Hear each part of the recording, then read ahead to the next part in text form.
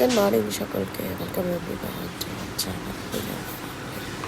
বাবানের জন্য টিফিন যাচ্ছে আপেল, আর এখানে এগ রোল বানিয়েছে। দেখো, অন্যকে বলে দিয়েছিলাম এভাবে বানাও, বানিয়ে দিয়েছে। দেখো সুন্দর করে র্যাপ করেছে আবার, যাতে খাওয়া যায় সুন্দর করে। যে আগে স্কুলে তো চলে গেল, এবার আমাদের জন্য একটা করে রোল বানিয়েছে আমরা।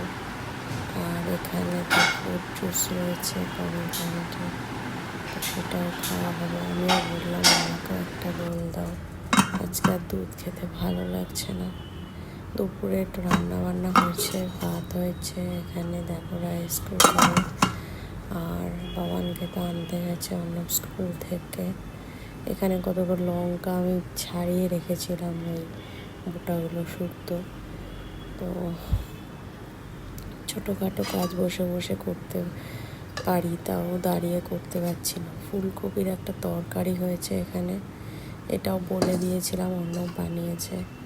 ঢ্যাঁড়স সেদ্ধ করেছি, ফুলকপির ওই ডালনা মতনই, আলু দিয়ে ডাল রয়েছে এখানে। আর এখানে তৈরি হয়েছে পোস্ত বাটা, কাঁচা পোস্ত বাটা। একটু ঝাল ঝাল মতো কিছু খেতে ইচ্ছা করছিল, তো ভাবলাম কি খাওয়া যায়। পোস্ত আছে একটু, তাহলে পোস্ত বাটাই করা যাক। তো সেই আমি তো ঢ্যাঁড়স সেদ্ধ আর পোস্ত বাটা দিয়ে খেলাম, মোটামুটি ভালোই লাগলো পোস্ত বাটাটা খেতে।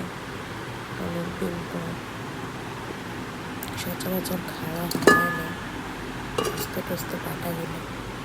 যাকে আমার তো খাওয়া দাওয়া কমপ্লিট। তারপরে ওরা এসে খেয়েছিল। বিকালে অন্য বেরিয়েছিল একটু বাজারের দিকে, তো এখানে না, আমাদের এখানে মার্কেটে মুড়ি মাখা পাওয়া যায়।